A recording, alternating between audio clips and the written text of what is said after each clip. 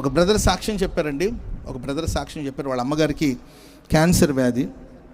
తమిళనాడులో చెన్నైలో స్టాన్లీ అనే ఒక హాస్పిటల్ ఉందండి, గవర్నమెంట్ హాస్పిటల్. హాస్పిటల్లో క్యాన్సర్తో బాధపడుతున్న తల్లిని అక్కడ ఉంచడం జరిగింది. ఆ సహోదరికి అప్పటికే 3rd స్టేజో 4th స్టేజో మొత్తం మీద చివరి స్టేజ్లో ఉందండి. క్యాన్సర్ ముదిరిపోయింది. డాక్టర్లు చేయవలసిన వైద్యం అంతా చేశారు, స్వస్థత కలగలేదు. బాగుపడుతుంది అనే నమ్మకం లేదండి. అప్పటికి బాగా వీక్ అయి బలహీనంగా ఉంది. ప్రభు నమ్ముకోలేదు వాళ్ళు, యేసు ప్రభు నమ్ముకోలే. తన స్నేహితురాలు ఒక ఆవిడ ఉందంటే ఆమె తన స్నేహితురాలను చూడడానికి కోసం హాస్పిటల్కి వెళ్ళింది.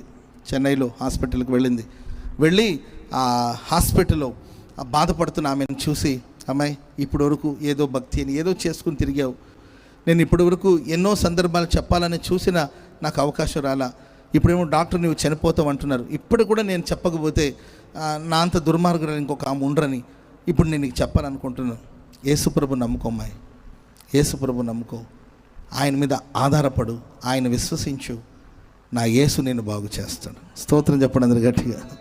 ఇవన్నీ అందరూ చెప్పే మాటలు కాదు, నా మాట విను. ఒక మాట చెప్తాను, ఆ మాటని విశ్వసించు. యేసయ్య గాయాలలో, ఆయన దెబ్బలలో స్వస్థత ఉందని బైబిల్లో రాయబడింది. నిన్ను స్వస్థపరిచి యెహోవా నేనే అని కూడా బైబిల్లో రాయబడింది.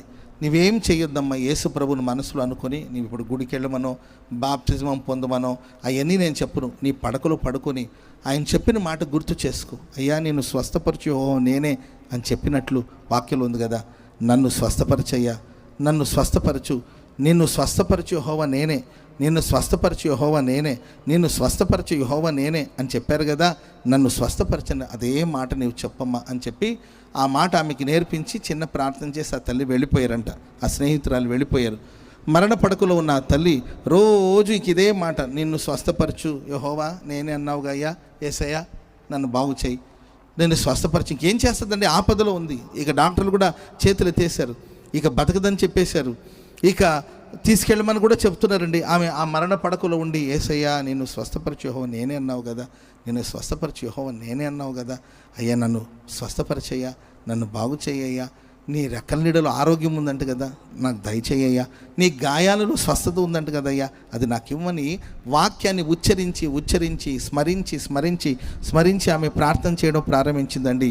ప్రియులారా, ఒక రాత్రి పడుకొని ఉంటే ప్రియులారా ఒక వెలుగు వచ్చి ఆమెను ఆవరించినట్లు ఆమె చూసింది.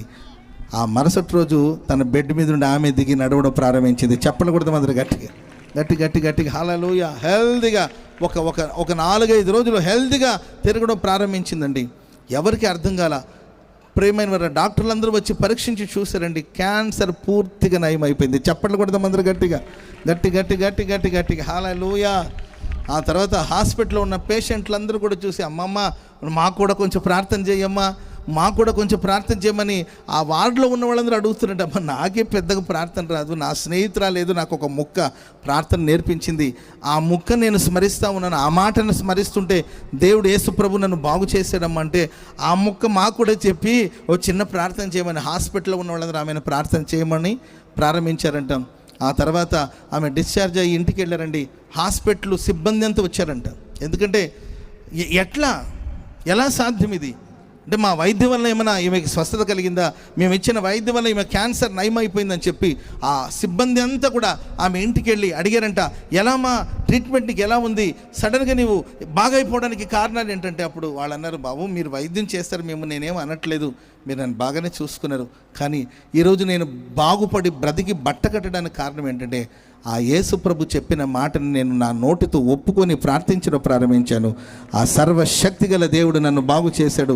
యేసుక్రీస్తు ప్రభులు వారు నన్ను బాగు చేశారు. స్తోత్రం చెప్పండి అందరూ గట్టిగా.